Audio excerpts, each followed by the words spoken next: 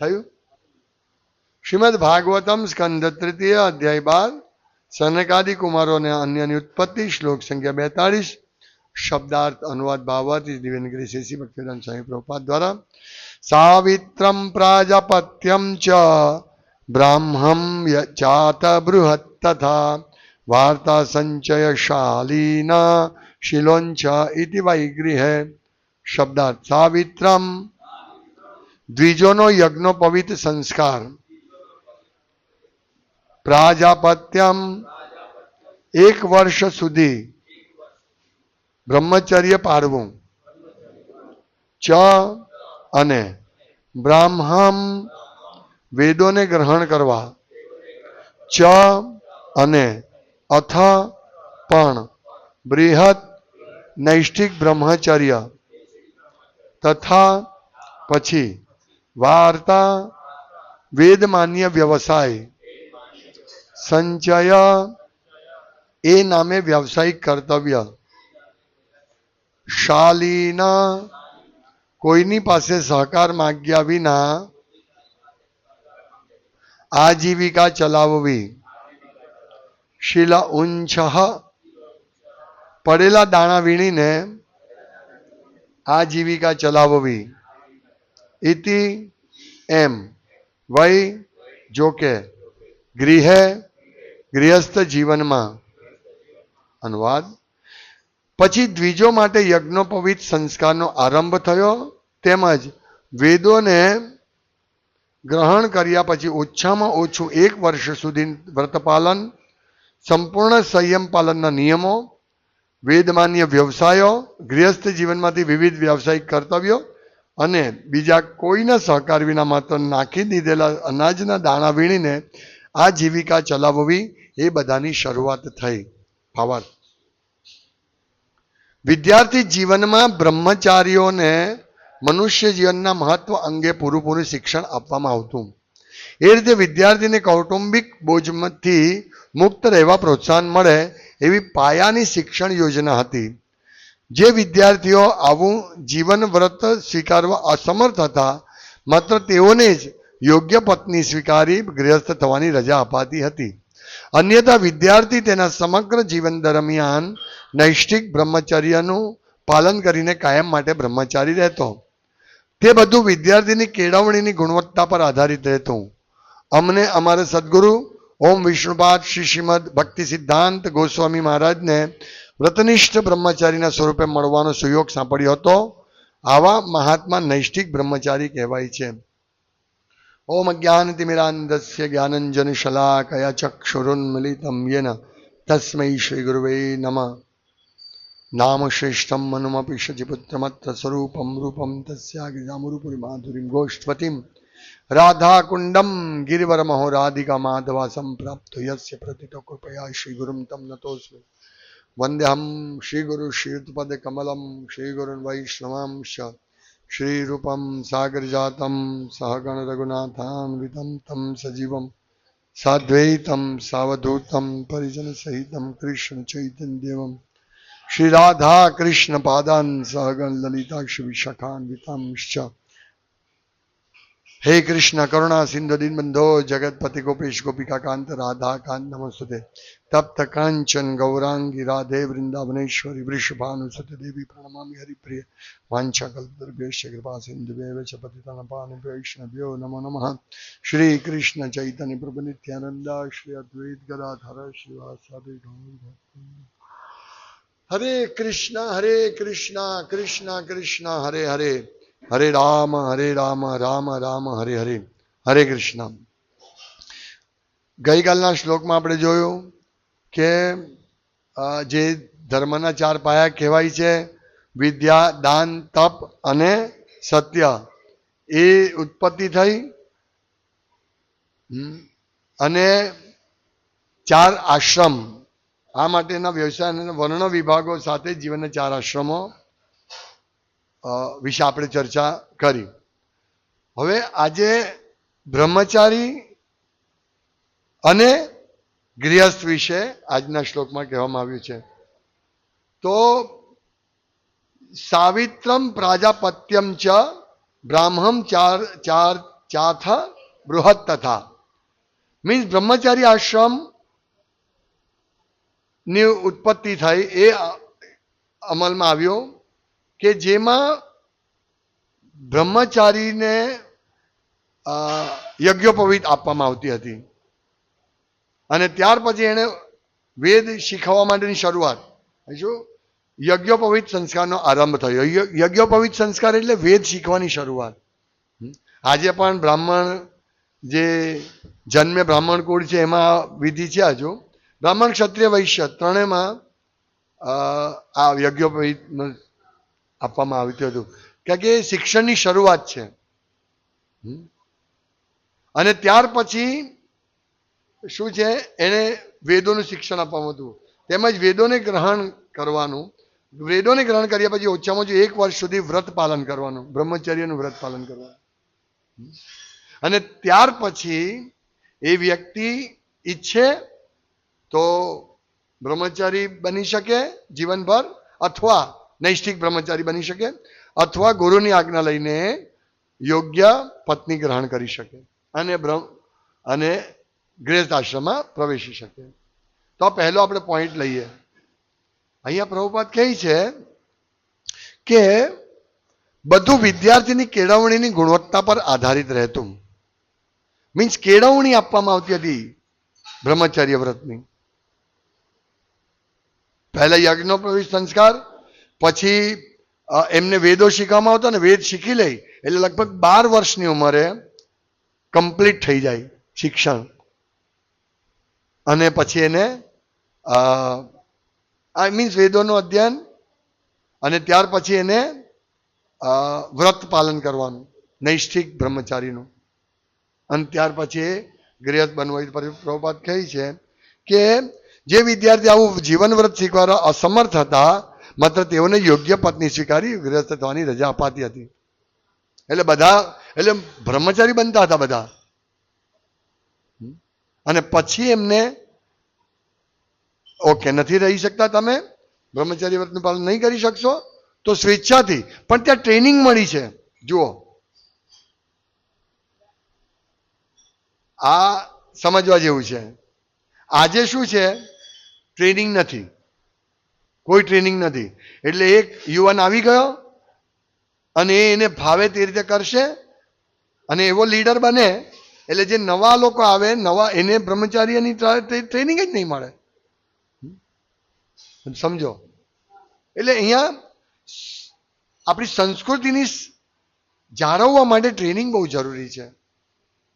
હવે જો આવી ટ્રેનિંગ નહીં મળે, યેન કેન પ્રકાર પેલો આવ્યો એને હરે કૃષ્ણ મહામંત્ર આપ્યો, કમસે કમ હરે કૃષ્ણ સાંભળે છે એમ વિચારીને આપણે ટ્રેનિંગ નથી આપતા.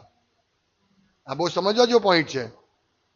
જે આપણી 4 દિવસ પહેલા ચર્ચા થઈ હતી કે ભાઈ આપો નહીં, ગમે તે રીતે યુવાનો તો આવે છે ને. નહીં, અહીંયા સ્પષ્ટ કહેવામાં આવ્યું છે કે કેળવણી આપવાની જરૂર છે. કેળવણી નહીં અપાશે તો એ જીવનભર એવો ને એવો જ રહેશે અને ક્યાંય માયા ખેંચી જશે ખબર નહીં પડશે. એટલે ટ્રેનિંગ બહુ જરૂરી છે. એટલે તો આશ્રમ છે. 4 આશ્રમ શેના માટે છે? જેમ પહેલું આપણે જોયું વિદ્યા, પહેલું શિક્ષણ માટે, પછી દાન. હવે આવો વ્યક્તિ દાન ક્યાં આપશે જેને ટ્રેનિંગ જ નથી મળી? એ વિચારશે મારે જ છે બધા પૈસા, હું કમાયો છું, કારણ કે એની ટ્રેનિંગ નથી. એટલે બસ પૈસો આવ્યો છે, ભગવાનનું નામ લો અને ખૂબ મજા કરો. આ ટ્રેનિંગ મળી રહી છે. આ ટ્રેનિંગ ડેન્જરસ છે. વ્યક્તિને કમસે કમ અન્ડરસ્ટેન્ડિંગ હોવી જોઈએ, ટ્રેનિંગ હોવી જોઈએ, ભલે એનું પાલન નહીં કરે. જેમ અહીંયા કહ્યું કે બ્રહ્મચર્ય વ્રતની ટ્રેનિંગ શીખવવામાં આવે છે. ગુરુકુલે વસંત દાંત ગુરુહિતમ, એની એટલી કડક ટ્રેનિંગ આપવામાં આવે છે કે ગુરુ જમવા બોલાવે તો જ એને જમવા જવાનું. એ ભિક્ષા માંગવા જવાનું ગુરુ માટે અને ગુરુને આપી દેવાનું. અને ગુરુ જો એને જમવા બોલાવે કે આવી જા તો એને જમવા જવાનું. કેટલી કડક ટ્રેનિંગ! અહીંયા તો એ ટ્રેનિંગ જ નથી. ટ્રેનિંગ છોડો, એવી ટ્રેનિંગ આપવામાં આવે કે જો બહુ ઇન્દ્રિય તૃપ્તિ માટે કીર્તન કરો, બસ તમને મજા કરો. અરે નહીં, કંટ્રોલ કરો એ લોકોને. નહીં તો આ નિકંદન નીકળી જશે. આપણે એમ વિચારીએ કે ભાઈ ભગવાન તો નામ લે છે, ના, આ ટ્રેનિંગ જોઈએ, કમ્પ્લીટ ટ્રેનિંગ જોઈએ. દાન આપ્યા પછી તપ કરવાનું છે વાનપ્રસ્થ જીવનમાં, એ આગળ કાલના શ્લોકમાં આવશે. તો જે તપ કરવાનું છે એના માટે ટ્રેનિંગ મીન્સ બ્રહ્મચર્ય આશ્રમ. પહેલા બ્રહ્મચારી આશ્રમ, બ્રહ્મચર્ય પાલન માટે ટ્રેનિંગ, અને સાથે સાથે ગૃહસ્થ આશ્રમની પણ તૈયારી કરવાની છે અહીંયા. એ રીતે ગૃહસ્થ આશ્રમમાં માનો કે 25 વર્ષ સુધી છે તો બ્રહ્મચર્ય વ્રતનું પાલન તો 25 વર્ષ સુધી કરવાનું, પણ સાથે સાથે જો બ્રહ્મચર્ય વ્રતનું પાલન નહીં કરવા માટે મીન્સ અસમર્થ હોય 25 વર્ષ સુધી તો કરવાનું જ છે. ત્યાર પછી એને ગૃહસ્થ જીવનની તૈયારી કરવાની છે કે મારે દાન આપવું પડશે કમાઈને. એટલે પહેલો, હવે ગૃહસ્થ બન્યા પછી તપ કરવા માટેની, ગૃહસ્થ જીવનમાં પણ બસ એન્જોયમેન્ટ નથી, એમાં પણ 25 થી 50 વર્ષ સુધી એમાં છેલ્લા 5-10 વર્ષ તો તપની ટ્રેનિંગ લેવાની છે કે ભાઈ હવે હું વાનપ્રસ્થમાં પ્રવેશવાનું છે એટલે તપ કરો. હા, સોલિડ ટ્રેનિંગ આપણને મળી રહી છે વેદો દ્વારા. જો આપણે ખોટી ટ્રેનિંગ આપશું તો એવો ખોટો વર્ગ ઉભો થશે જે કોઈ કામનો નથી. હા, અને જો પ્રભુપાદ અમેરિકા ગયા, પણ તમે એમનું કીર્તન સાંભળો. એમણે કીર્તન કર્યું અને બધા આવ્યા અને નાચ્યું, 3 કલાક કીર્તન કર્યું. એટલે આજે કીર્તન મેળા ચાલે છે એની શરૂઆત તો પ્રભુપાદે કરી હતી, પણ શું કર્યું? આજે જ મેં ગઈકાલે જ હમણાં એક ઇસ્કોન મંદિરમાં યુવાનો દ્વારા કીર્તન ચાલતું જોયું. છોકરીઓ નાચે છે અને પેલો લાંબા લાંબા વાળ નાખીને કીર્તન કરે છે. હે, વોટ ઇઝ ધીસ? બહુ બધા યુવાનો તો આખું મંદિર ભરાઈ ગયેલું. કોઈને જોઈતો હોય તો મારી પાસે માંગજો, હું બતાવીશ એ વિડીયો. આખું મંદિર ભરાઈ ગયેલું. પણ અહીંયા ભાગવતમ આપણની જે સંસ્કૃતિ છે તે ધ્વંસ થઈ રહી છે. નહીં થવી જોઈએ સંસ્કૃતિ ધ્વંસ. આપણે એના માટે તો છીએ. ઇસ્કોન શેના માટે છે? પ્રભુપાદે શેના માટે ઇસ્કોનની સ્થાપના કરી છે? સંસ્કૃતિને પુનઃ લાવવી, લોકોને જન્મ મૃત્યુ છોડાવવા, મજા કરવા માટે નહીં. હા, મજા મળશે, 100% મળશે. જ્યારે વ્યક્તિ ડોક્ટર કે એન્જિનિયર બને છે તો એ જે ભણવાના પીરિયડ છે એમાં મજા નથી મળતી. પછી આ ડોક્ટર કે એન્જિનિયર બને છે પછી એને મજા આવે છે. જો કે મજા કેવી આવે છે તો ભગવાન જાણે, એ આપણે વિષય લઈશું બીજાનો ભાગ. મજા કંઈ આવતી જ નથી, પણ ક્યાં કમસે કમ વૈદિક શાસ્ત્રોનું ટ્રેનિંગ મળશે, શિક્ષા મળશે, પછી એ સારો વ્યક્તિ બનશે. એટલે આપણે શિક્ષા પર જોર આપીએ છીએ. પ્રભુપાદ શું લખે છે અહીંયા કે બધું વિદ્યાર્થીની કેળવણીની ગુણવત્તા પર, કેળવણીની ગુણવત્તા, શિક્ષા ઉપર આધારિત રહેતું. વિચારો તમે. એટલે શિક્ષા મહત્વની છે. શ્રીમદ ભાગવતમના 12મા સ્કંદમાં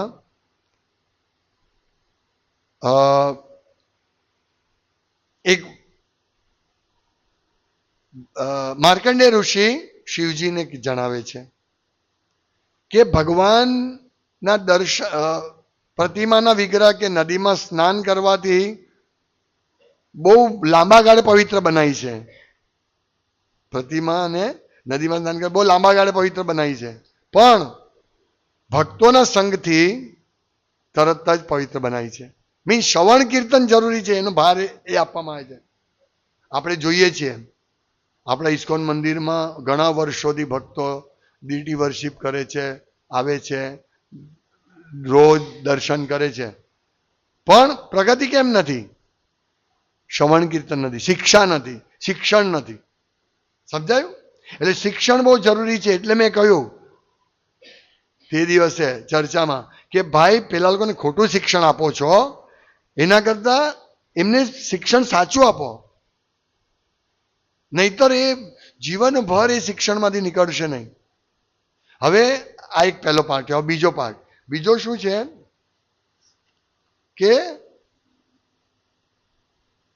સંપૂર્ણ સંયમ પાલનના નિયમો, પછી વેદ માન્ય વ્યવસાયો, ગૃહસ્થી જીવનમાંથી વિવિધ વ્યવસાયિક કર્તવ્યો અને બીજા કોઈના સહકાર વિના માત્ર નાખી દીધેલા અનાજના દાણા વીણીને આજીવિકા ચલાવી એ બધાની શરૂઆત થઈ. હવે આ બીજો પાઠ આપણે જોઈએ ગૃહસ્થ જીવનનો, આજના શ્લોકનો, કે ગૃહસ્થ જીવન કેવી રીતે વિતાવવું આ વર્ણન બધું એમાં છે. ભાગવતમાં આગળ આવશે કે ગૃહસ્થોએ કઈ રીતે જીવવું, બ્રાહ્મણ, ક્ષત્રિય, વૈશ્ય અને શુદ્ર આ બધાના વ્યવસાયો શું હોવા જોઈએ બધું વર્ણન છે. આપણને કમ્પ્લીટ માર્ગદર્શન આપે છે. પણ આજે તમે જુઓ કે બધાને ઔદ્યોગિકમાં નાખવામાં આવે છે, ઔદ્યોગિક વ્યવસાયમાં. કોઈને ખેતી કરવાની રુચિ નથી, બધાને ઔદ્યોગિક વ્યવસાયમાં નાખવામાં આવે છે અને એમાંથી પણ લાત મારીને ફેંકી દેવામાં આવે છે. હવે રોબોટ બધા કામ કરશે. હવે ગાડી આવી ગઈ, ટેસ્લા વાળે ગાડી કાઢી નાખી જ, કોઈ ડ્રાઈવર નહીં. એટલે શુદ્રનો વ્યવસાય ગયો, ડ્રાઈવર વગર ગાડી ચાલશે. આ બધું ચાલી રહ્યું. તમે જુઓ અહીંયા શું લખ્યું, સિમ્પલ જીવન, કોઈના સહકાર વિના માત્ર નાખી દીધેલા અનાજના દાણા વીણીને આજીવિકા ચલાવી. કેટલી સરળ છે બોલો. બજારમાં અનાજ બજાર હોય ને ત્યાં બધા વ્યવસાય થાય, તેમાં દાણા પડેલા હોય, એ દાણા વીણીને બ્રાહ્મણે ગુજરાન ચલાવવું અથવા ખેતીમાં લણણી કર્યા પછી જે દાણા વીણીને જીવવું, કેટલું સરળ જીવન. આપણને ત્યાં શરમ લાગે પણ સિમ્પલ જીવન. આ સવારથી 7 વાગ્યાના બધું છોડીને મંગળા આરતી પણ નહીં એટેન્ડ કરી શકીએ, ભાગવતમ ક્લાસની તો વાત જ છોડો. હા, શૃંગાર દર્શન, ભક્તોનો સંગ છોડીને બધું છોડીને સીધા ભાગા દોડા ભાગા સીધા જવું પડે, ભાગવું પડે. હા, અને રાત્રે થાકેલો પેલો નિશ્ચવેલો આવે ઘરે, ચલ ભાઈ લાવ જલ્દી ખાવાનું ને હુઈ જાઉં, ગુસ્સોરથી એમ બોલે ને. આ જીવન છે અત્યારે. અને તમે આ જુઓ, વૈદિક જીવન જુઓ કેટલું સરળ, સિમ્પલ લિવિંગ, હાઈ થિંકિંગ. એટલા માટે વર્ણાશ્રમ ઉપર આપણે ફોકસ કરવું જોઈએ. જે નસીબદાર યુવાન હશે ને વર્ણાશ્રમમાં જશે, અને જે કમ નસીબ હશે, થોડું ઘણું નસીબ હશે, એ આવા કીર્તનમાં જશે. હો હો હો હો હો, મોજ, એન્જોય. મનુષ્ય જન્મ મળ્યું, એન્જોય કરો. અને પછી એન્જોય કરવા માટે જીવનભર કમાશે, ફેક્ટરીમાં કામ કરશે, સવારે 7 થી રાત્રે 8. શું જીવન છે? એટલા માટે બ્રહ્મચારીને પ્રોપર ટ્રેનિંગ આપો કે જેથી એ વિચારે કે ભાઈ ગૃહસ્થ જીવનમાં આટલું બધું ઉપાધિ શું કરવાની. હા, વર્ણાશ્રમ અંતર્ગત ખેતી કરો અથવા કોઈ નાનો વ્યવસાય લઈ લ્યો અને જીવો, શાંતિથી જીવો, શાંતિથી જીવો. અત્યારે તો યુવાનને પોતાના બાપે ઘર બનાવી આપ્યું હોય, નહીં મારે આટલું નાનું ઘર નહીં, મારે તો આ તો 3 બેડરૂમ હોલ કિચનનું ઘર છે, મને તો 7 બેડરૂમ હોલ કિચનનું જોઈશે. આ આપણે અહીંયા આ ચાલી રહ્યું છે. એટલે આ બધું શિક્ષા બહુ જરૂરી છે. મારો પોઈન્ટ એ છે. ને આપણે પણ ગૃહસ્થોએ વાનપ્રસ્થની તૈયારી કરવાની. છોકરાઓ ઉત્પન્ન થયા, છોકરાઓને ટ્રેનિંગ આપો ગૃહસ્થ બ્રહ્મચારીની, અને પોતે તપની ટ્રેનિંગ પ્રાપ્ત કરો કે હવે મારે તપ કરવાનું છે. અને વિશેષ તપ શું છે? આજ પ્રભુપાદે શીખ્યું છે તે તપ કરો. મંગળા આરતી અટેન્ડ કરો, આ તપ છે. મોટું વહેલા ઉઠો, એ તપ છે. પણ ગૃહસ્થ ભક્તો દીક્ષા લીધા પછી આ તપ નથી કરતા. દુર્ભાગ્ય છે કે નહીં? કેટલું મોટું દુર્ભાગ્ય છે કે ગૃહસ્થોએ તપ કરવું છે. ગૃહસ્થ જીવન મળ્યું, હવે બહુ પૈસા કમાય છે એટલે બહુ સરસ આરામદાયક ગાદીમાં સુઈ જાય છે, એસી ચાલે છે, એટલે પેલો બિચારો ક્યારે ઉઠવાનો? મારી પાસે પૈસો છે એટલે એસી ના ખાવ્યું છે. અરે ભાઈ, તારો પૈસો જ તને માયામાં લઈને ડૂબશે. એટલે પૈસો વધારે કમા પાછળ દોડવું નહીં. પૈસો કમાશો એટલે બંગલો આવશે, ગાડી આવશે, અને બંગલો, ગાડીને એસી આવશે એટલે એનું મેન્ટેનન્સ વધશે. બરાબર? એસીમાં તમે રહો, પછી તમારી લાઈફસ્ટાઈલ એટલી ભયંકર છે કે તમને જુદા જુદા રોગો થશે. ખાવાના ટાઈમે આપણે ખાતા નથી. સંધ્યા સમયે ખાઈએ છીએ, રાતના સમયે ખાઈએ છીએ. સંધ્યામાં જમવું નહીં જોઈએ.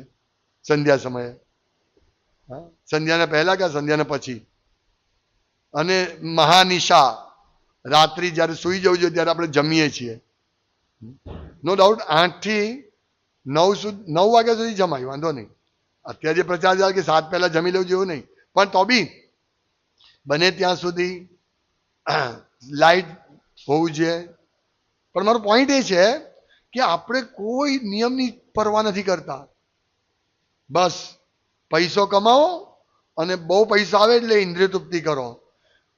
હવે આ પૈસો કમાય એ ટેન્શનમાં પૈસો કમાય એટલે શરીર બગડવાનું, આ બધી ખોટી આદતો, એસીમાં સૂવું, આ ગાડીઓ, આ તે બધા વ્યવસ્થા કરવી, એના પાછળ આપણી તબિયત બગડે. સવારનું જઈને રાત્રે આવું એમાં તબિયત બગડે, અને પછી વાનપ્રસ્થ તપની પણ દવામાં જાય. અને સંન્યાસની તો વાત જ શું, હોસ્પિટલમાં જીવન આપણું જાય અથવા દવાના આધારે જીવન જાય. કેટલી દવા લોકો લે છે, કેમ? આ બ્રહ્માજી જે વ્યવસ્થા કરી આપી છે એનું પાલન નથી કરતા. એટલે આપણે સિમ્પલ જીવિંગ, હાઈ થિંકિંગ પ્રયાસ કરો અને આ પ્રચાર કરો કે ભાઈ વર્ણાશ્રમ સિસ્ટમમાં જાઓ. હવે આવા નાચવા કૂદવાવાળા કોણ વર્ણાશ્રમમાં જવાના? કોઈ નહીં જાય. એટલે સારી ટ્રેનિંગ આપો, મારો એ છે. એટલે નુકસાન છે કે ભાઈ ત્યાં જે આવી રીતે હરે કૃષ્ણ મહામંત્ર તો લે છે ને, અરે નુકસાન છે ભાઈ. કોઈ જશે નહીં વર્ણાશ્રમમાં, કોઈ ફાર્મ કોમ્યુનિટીમાં નહીં જશે, કોઈ સારી પત્ની નહીં. અહીંયા પેલો છોકરો છોકરીને જોઈને નાચે, છોકરી છોકરાને જોઈને નાચે. હા, વિડીયો જુઓ તમે. આવજો રવિવારે આપણા મંદિરમાં, ખબર પડશે. હા, કમસે કમ ભગવાન સામે તો, ભગવાન માટે નથી નાચતો, ભગવાનની સામે એ આમ જોઈને નાચે છે. તમે જોજો, કદી ભગવાન નથી નાચતા, ભગવાન જોઈને નથી નાચતા. હા, આ ચાલી રહ્યું છે. એટલે આવું તો નહીં જોવું જોઈએ. શીખવો તો સારું શીખવો, નહીં તો નહીં શીખવો. અધકચરું નહીં શીખવો, નુકસાન કરશે. એ અધકચરું શીખવેલું કાઢવામાં દમ નીકળી જશે. ભાઈ જો આવી રીતે નહીં નાચવાનું, ભગવાનની પ્રસન્નતા માટે નાચ. અરે ભાઈ આમાં શું વાંધો, ભગવાન માટે જ નાચું છું ને. તમારું નહીં સાંભળશે, કારણ કે એની ટ્રેનિંગ નથી. અને આપણે પણ એ પ્રવાહમાં ભરી જઈએ. અરે ભાઈ કમસે કમ નાચે તો નાચવા દો ને બિચારાને. આપણે એ પ્રવાહમાં ભરી જઈશું નહીં. એ ઉભો રહે, પહેલા તારી દાઢી બનાવ, જા વાળ ટકલું બનાવ, પછી નાચ. માનશે? નહીં માનશે. તમને શું વાંધો છે? વાળ આ તો શરીર છે ભાઈ, આપણે તો આત્મા છીએ. તમે આવી શરીરમાં પડેલા છો. મેં ટેટુ લગાડ્યું, એમાં શું થયું? લાંબા વાળ શું થયું? આપણે હું શરીરને માનતો જ નથી, આત્મા છું. તો લાંબા વાળ શું કામ રાખ્યા? નહીં સમજાશે એને, નહીં સમજાશે. એટલે પ્લીઝ સારી ટ્રેનિંગ આપો ને આપણે સારી ટ્રેનિંગ પ્રાપ્ત કરો. આ બધા આ ઉંદર રેટ રેસમાં નથી જવાનું, ઉંદર દોડમાં નથી જવાનું કે ભાઈ ખૂબ કમાવો, ખૂબ સારું નહીં. સિમ્પલ કૃષ્ણ તમને વ્યવસ્થા કરી આપશે. સિમ્પલ તમે તમારું કાર્ય કરો. Simple living, high thinking. વર્ણાશ્રમ વિશે વિચારો, તમારા છોકરાને વર્ણાશ્રમમાં વિશે વિચારો. બરાબર, તો આપણું જીવન સફળ થશે. હરે કૃષ્ણ. શ્રીમદ ભાગવતમ કી જય.